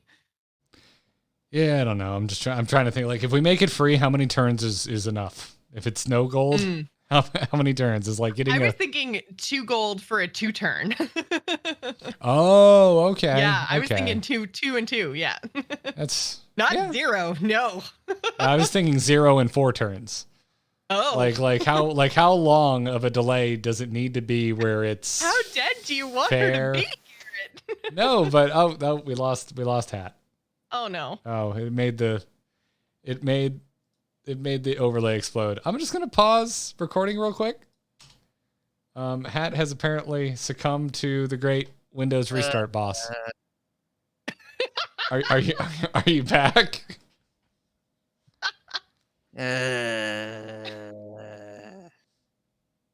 Hat, you know you can tell Windows no, right? That was not an update. That was a crash. Oh, I'm sorry. No, there's no telling a blue screen no, unfortunately. I said a bunch of things that indicated my displeasure out loud. They just did not have any impact on what was going on. I told it no many times. I just paused. That wasn't the exact phrasing that I used, but yeah, we're on the. You get the idea. I just paused on my end. Yeah, you- I should have enough to work with here on my end too. Are you ready but if to you said restart? anything really insightful in the last couple minutes, then Yeah. I'll take yours. Are you ready to start I back was up? making brilliant points. That is extremely plausible. All right, Joss. Just before we restart, real quick, when you put on that tone of voice, I have now watched the new Suicide Squad twice, and I cannot get out of my head how when you do that ridiculous bubbly voice that you just sound like Harley Quinn. I don't even know what voice you're talking about, and I haven't seen the movie yet. So Well, there's been like 2 other movies with the same Harley Quinn. Yes. Yes. okay, well, I've definitely seen original Suicide Squad, and I've also seen Birds of Prey. So Well, there you go. Yeah, yeah. I don't know. I don't think I sound like guys. Do I? Chat room. Do When I you sound do like your her? intentionally bubbly voice, I think it's very, very Quinny. I don't know what my intentionally bubbly voice is, though. This is like when you were like, I was making brilliant points. Like, I don't know. I can't do it. I can't do the impression, but I love your attempted Joss impression, though. I don't even need to be on the show anymore. It's just but that the you way can I just say do it, like it doesn't sound right. It doesn't sound right. I'm recording this whole thing, by the way. God damn I'll it. be aware. YouTube audience, I hope you're enjoying Yeah, another all of this. hat break. All right, we good to restart? I'm recording again. Yeah. Should we just jump into Malagos? Yeah, let's move right along. I'm unconvinced on Maiev. I think Maiev is still bad. Malagos is the final hero, getting some changes. Arcane Alteration. Previously, it was 0 gold. Replaced the minion with a random one of the same tavern tier. It now still costs 0 gold. Replace a minion with a random one of the same tavern tier twice per turn. Yeah, this is spicy. I like this one. Yeah, I like that they're playing around with being able to use your hero power twice in a turn. I thought they might do it with a minion. Like, I thought we might see something come in that said, like, refresh your hero power or something, but this keeping it controlled so that not everybody can do it, because there's some hero powers that, like, can you imagine if you could, like, refresh Reno's hero power or something? Although I guess that still does say once per game, right? So even if it somehow became available again, you still couldn't do it. But you know what I mean? Some things would be absolutely bonkers if they were playable twice per turn. So maybe writing it on hero powers is better. But I like that they're playing around with this logic. Yeah. This is better. I've always Better had than it was before. I've always had a weird soft spot for Malagos's hero power. It just doesn't do enough. So making it do what it's currently doing twice as much excites me. Like, this is a hero power I really like, and now it's just straight up twice as good. Yeah, I mean, think about when you triple into something, think about how often that whiffs. This is still worse than that. You still get 2 looks, and you have to decide if your first one is better than your second one because there's no takesies backsies here. So, like, if you re-roll something that's okay, and then you end up with something that's garbage, you have to keep the garbage or just not get Right. hero power. So it just acknowledging that whiffs suck and let's make less of them, I think is generally a good thing for the player experience. The concern that I have is for being in the receiving end of players who whiff less may mean that you take 1,000,000,000 damage more often. Because when you make things more reliable and consistent, like when you print something like Faceless Tavern Goer, which I think makes the game better, but also makes people have stronger comps on average. And stronger comps on average means at a certain point you're going to get spiked and take 30 and die. As long as they keep making things more consistent, I think that's good, as long as there's some consideration in the future for mitigating huge damage swings. But we are getting a giant Battlegrounds patch, like, soon, and maybe that's part of it. Yeah. This is certainly supplemental. Though I'm still really excited. I like these changes quite a bit. I'm very confused about Shudderwalk. Don't know if that's going to be good or not. It's definitely going to be better. I think Maiev is still just as bad, but Daryl, Flurgle, and Malagos, that's just across the board improvements. And oh boy, once again, I there's been a few times playing Battlegrounds, I just find myself looking at 4 options going, what did I do to you, Bob? Why? What did I do to you, Tiki Rag, if you purchased that Gonna say DLC? you purchased Tiki Rag and it made Bob sad.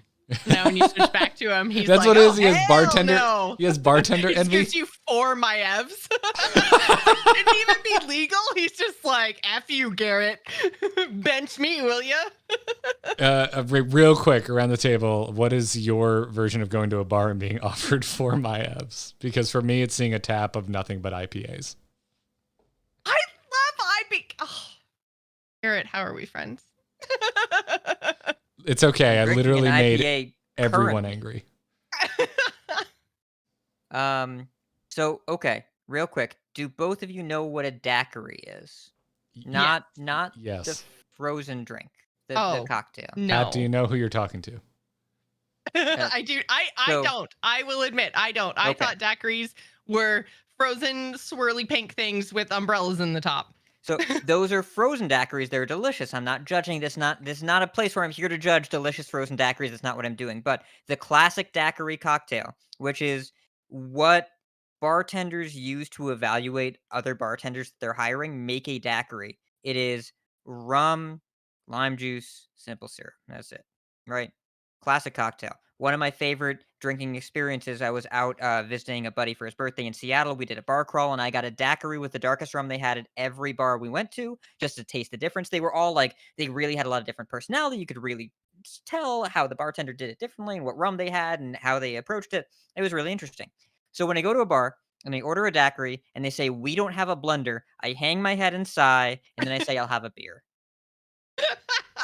You live within short travel distance of New York City, and so you always at least have hope. I have no hope of getting a daiquiri when I ask for a daiquiri where I live.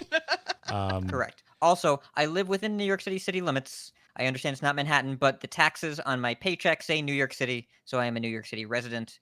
Thanks. By the way, Blasio. if you would like to hear me pontificate about a classic daiquiri cocktail, all the way back in the year 2018, I did a short stint of cocktail-based podcasts on what was at the time my solo podcast called The Angry Nerd, which eventually became R2T2. You can go right now and get episode 46 of The Angry Nerd. It is titled Unnatural Vortex of Color, a dig at blender machine daiquiris. And I talk about my love for the classic daiquiri cocktail. Matter of fact, you know what? I found it thanks to Google because it's that old. I'm gonna put it right here. You've been really on Google tonight. Like, you were just On point. It's almost like I'm used to now having a permanent third chair and I don't need to be talking as often and I can actually find things in real time again. Oh, it's so glorious, right? I'm glad to be a useful chair. This is a really roundabout way of saying I'm glad you're here, Hat. We both are. Can we just You're yeah, wonderful. yeah. I'm going to take another minute and Thanks, just I like say it here. it's been great. Sorry about the copyright strikes, by the way. That was my bee. You know, well, listen, when I get my letter from... It was worth it for the butt. I almost said Mr. Mix-a-Lot and I realized he's already called Sir Okay. Mix-a-Lot. I'll let you know. That is the title of the episode.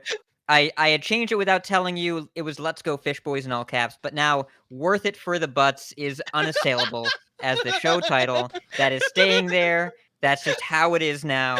We're just living in that world. All right. Well, let's make the butts indeed worth it and get to this week's mailbag. Hello. Hello, it's me. Hello. Just quickly, do you get my message? Yep. Oh, Hello, brother. You can send your emails to tacpodcast@gmail.com. If you're supporting us over at patreon.com/TAC, well, if you haven't already, join the Discord because you get that no matter what level of patronage you were signed up for.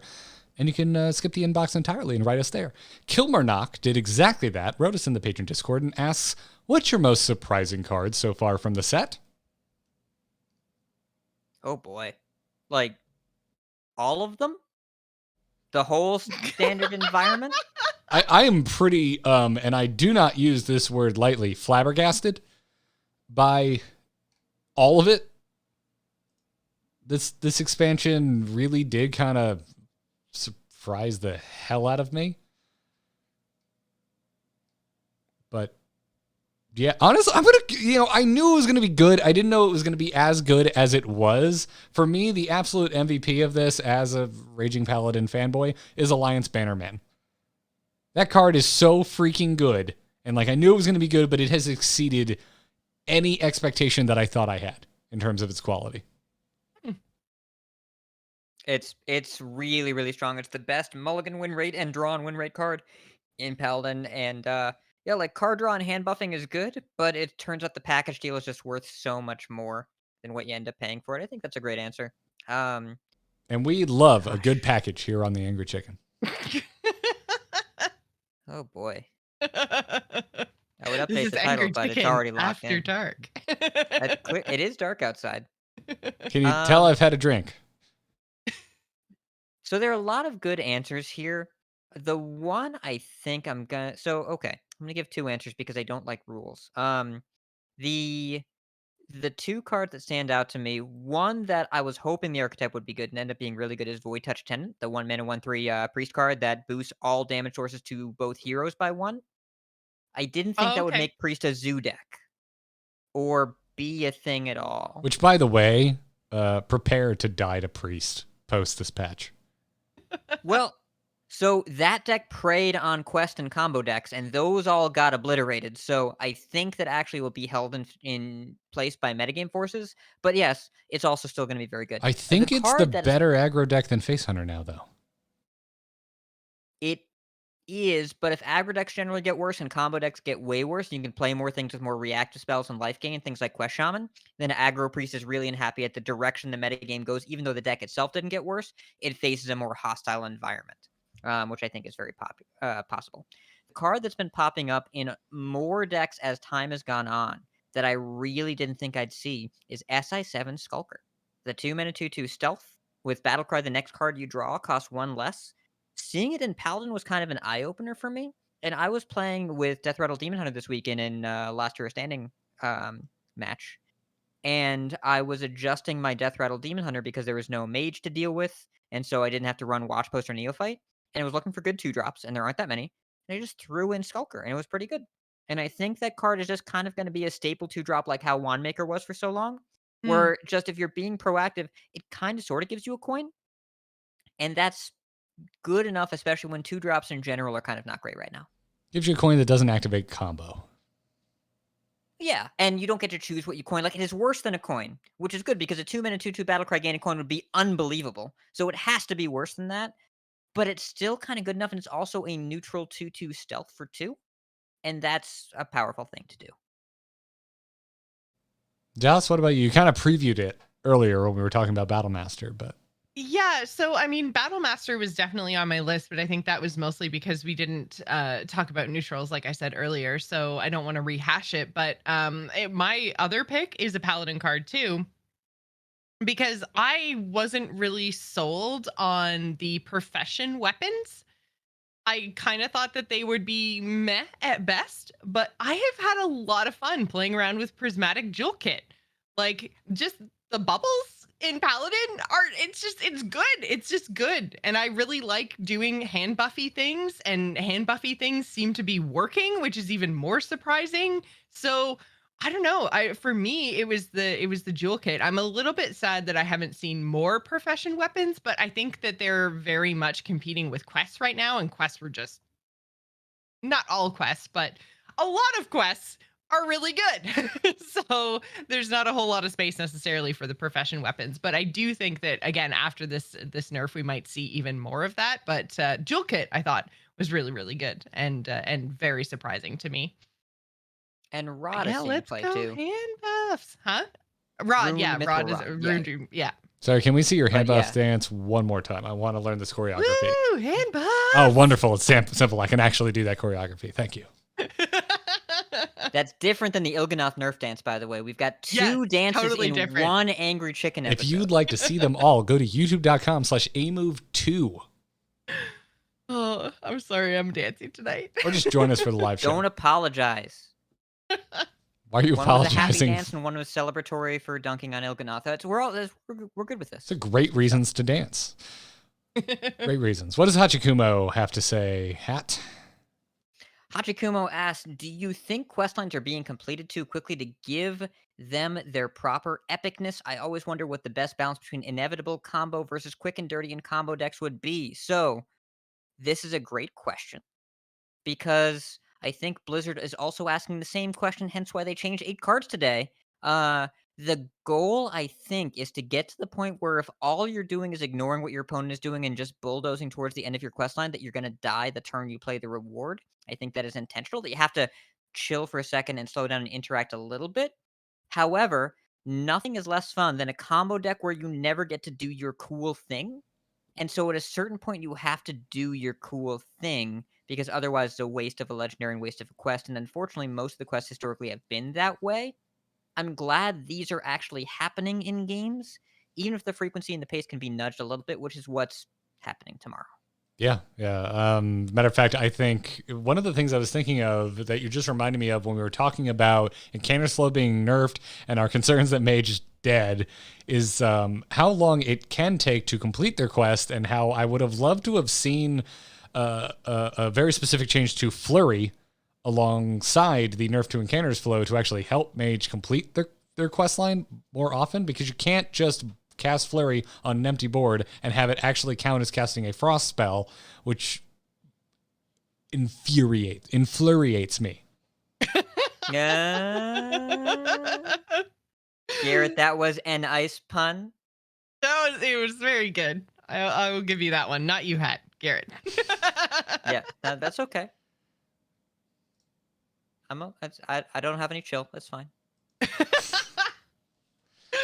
But yeah, Garrett, I think like I understand why the card doesn't work on an empty board, but yeah, I mean, Frost was always going to be the section of that quest line that was going to be the most difficult to finish in a way that felt as impactful as your arcane and your fire options, right? Like usually fire, you're either killing something on the board or you're dealing mega damage to your opponent's face. Arcane, that's where you get all your card draw stuff, so that feels super important. And then Frost comes along and you're just like, oh, Frost, do I have to? So, like having something that's like cheap and throwaway would be very helpful, and just to get that quest completion. So, and I mean, I don't necessarily know how I feel about that. Like maybe if Mage just goes off the deep end and we never see them again, maybe we will see either in the mini set, we'll see some more cheap frost spells that are actually things that mages want to play. Or maybe we will see a change to some of those mechanics around Flurry and like letting you cast it into an empty board. Yeah, but Yeah, that was always going to be the hard part, was those frost spells. Yeah. Because I mean, you can ice barrier. There's nothing wrong with ice barrier except that it's 3 mana. Yeah. And it's too slow. And to come back around to kind of the more overarching concern of Hachikumo's question here, which is like, did they make it so we could complete them so quickly just to, so we were excited. So it was exciting at launch. And I would say like I think they almost just kind of nailed it, because I don't think any of us saw a meta that is as fast as the meta we are about to exit was. And yet quests were still getting completed. So to me, I think it kind of worked out in a weird way. I feel like this meta was kind of interesting, because any time that we had seen a meta in the past that was ending by turn 5 or 6, it was a super aggressive, play stuff out, don't even care if it sticks to the board. I just want to hit you in the face, and if it lives, great, I get to hit you in the face twice, but if it doesn't matter, because it did its job. Like, they were those kind of crazy, spammy, blah aggro decks, whereas this felt like you were at least being a little bit tricksy, and you were doing some stuff that felt kind of cool, and you might be ending games on turns 6 and 7, but you were ending them in a way that didn't just feel as like, blah, I'm just going to spew my hand out and who cares if it sticks and go for your face and whatever. Like a lot of our previous like aggro metas are. Like, this is a fast combo meta, which is kind of cool, and one that I don't really remember us necessarily having a lot of in the past. I think probably not ever. And when you think of the aggro metas that you're talking about, you don't think of a meta. You think of a deck that is a huge outlier. Obviously, Mhm. we're thinking of Ashes DH, but also Rise of Shadows aggro rogue that started playing like Life Drinker, so you could waggle pick them back and kill people out of nowhere, was Mhm. pretty insane. Joss I is was right. also thinking of And like Murlocs. yeah, there have been decks that have been this pace. It's never been every deck. That Mhm. every deck feels capable of winning by turn 6 or 7.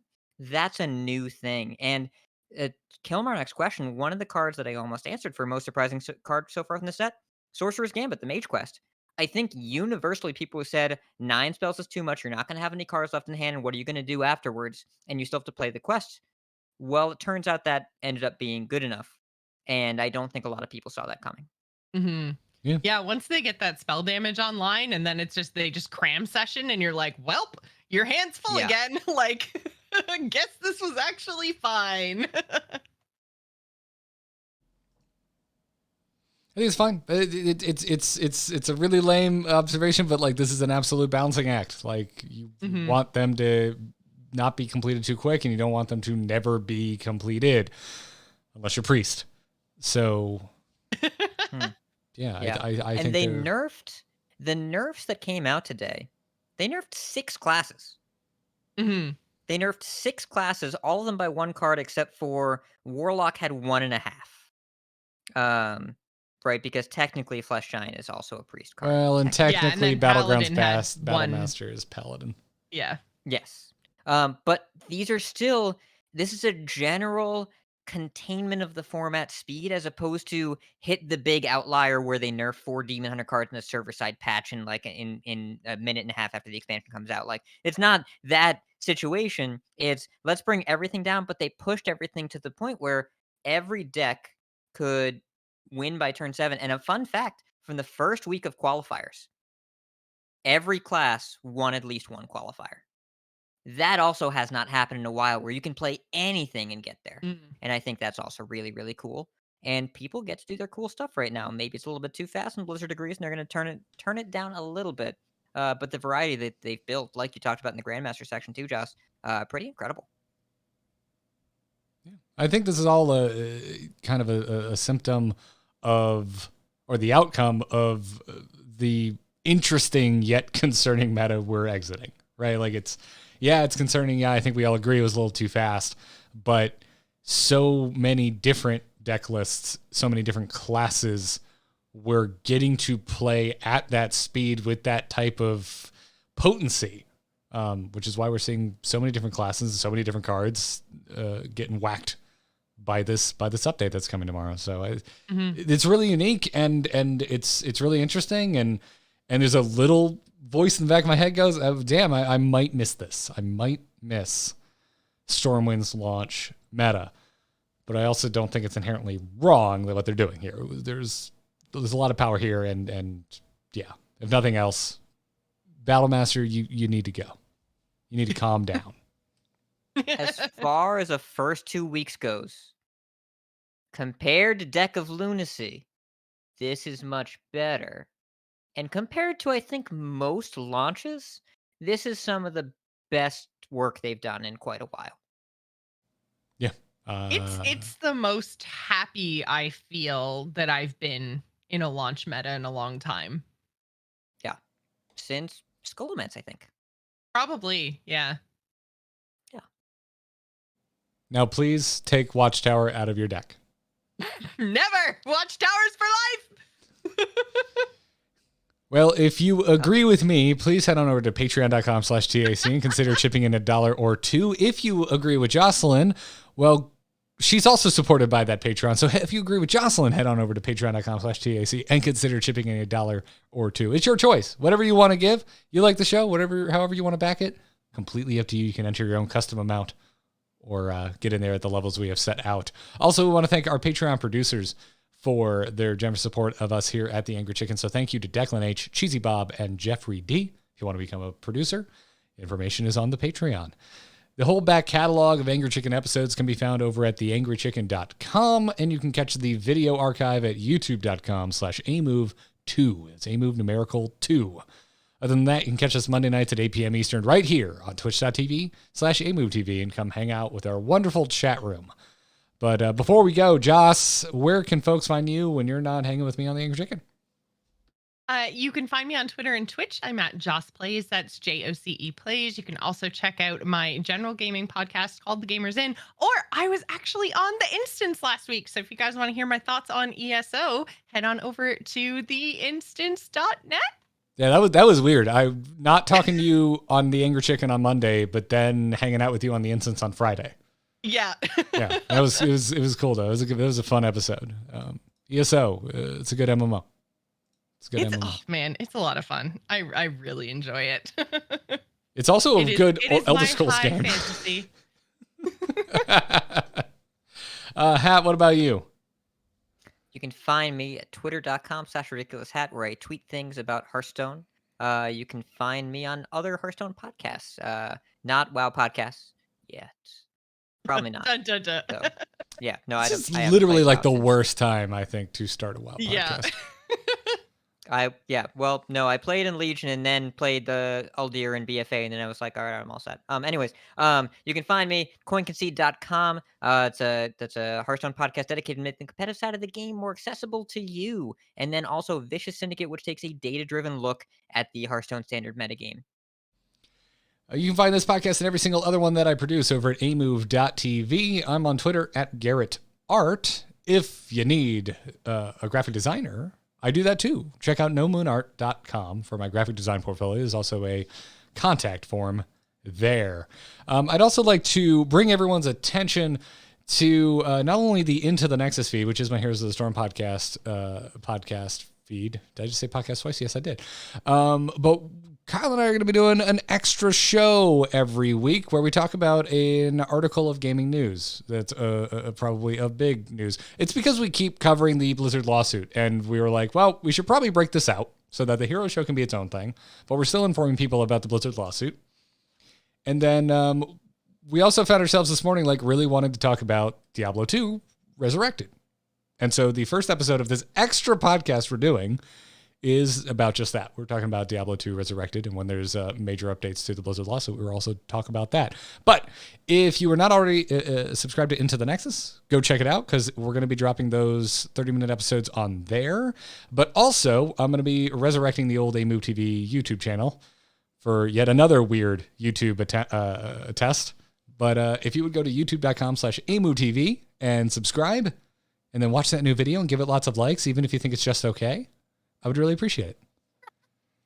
So thank you very much, everybody. That's going to do it for this. There's no okay thumb.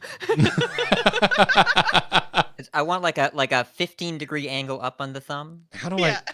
Yeah, my thumb don't bend that way.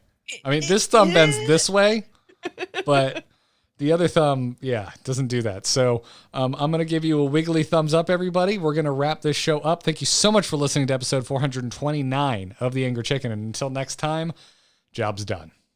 Job's done. Job's done.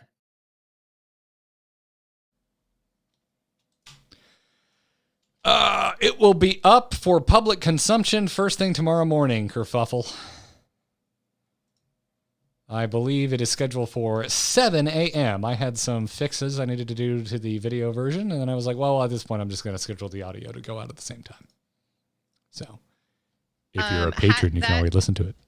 That question that you grabbed, I was going to save it for next week after we'd had a chance to play. So I did see it. But yeah, it was my plan was to talk about it next week. Good plan. I like that. Oh, yeah. Well, good show, everybody. Yeah, it was fun. J-Man, I'm glad we made you laugh so much. All right. All right. Do I have the Battlegrounds bumper? Oh, come on. You can do a better McConaughey than that. No, I cannot. All right. It's so fun fact about Matthew McConaughey is that actually we did a virtual conference this year because we normally do an annual conference where we all get together in one place, and obviously that wasn't happening because thing. So we didn't do that, but we had a virtual conference, and they got Matthew McConaughey to speak, and then they sent us all a copy of the book that he wrote, and I tried to read it. Not good. For a second, I'm always like so worried when someone's like, "Ooh, fun thing about this person you like." I was like, "Oh no, is this going to be one of those things where I can't like him anymore because he did something terrible?" No, turns out he just wrote a terrible book, so that's okay. I think that's he not is his job. exactly who you think he is, which made him a strange choice to be both either an author or a motivational speaker. He's very charismatic. He's Matthew McConaughey. You've seen him be Matthew McConaughey. He is Matthew McConaughey. But as a motivational speaker for a bunch of retail employees, I don't know how well it landed.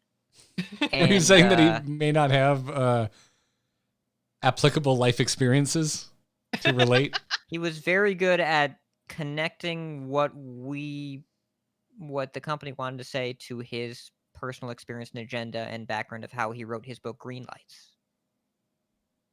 Which, because you go with the green lights. You get the idea of where he's going. Well, as long as he didn't crush a cheap beer can and tell you that time was a flat circle while chain smoking Marlboros. It wasn't as far off from that as you might think. Okay. Wow. All right. Wasn't expecting a real life True Detective. But it was obviously less dark because nobody had died to my knowledge, at least nothing that was brought up.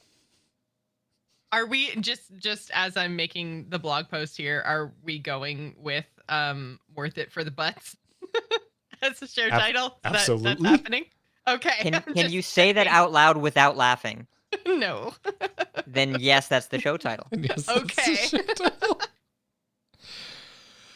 All right. Well, I'm going to bring the stream down. It looks like our buddy Wicked Good is streaming, so I'm going to send you all over to Wicked Good. Yeah. Tell Wicked Good we say hi. Get him in a nice way. Get him in a nice way. The good get him. Yeah, the good get him. Get him is good get him? Such an aggressive phrase. It's an aggressive friendship. Please just get eyes on Wicked Good's stream. We'll see you next time, everybody. Bye now. Bye. Get him. Get him. Get him. That's definitely a term of endearment that you say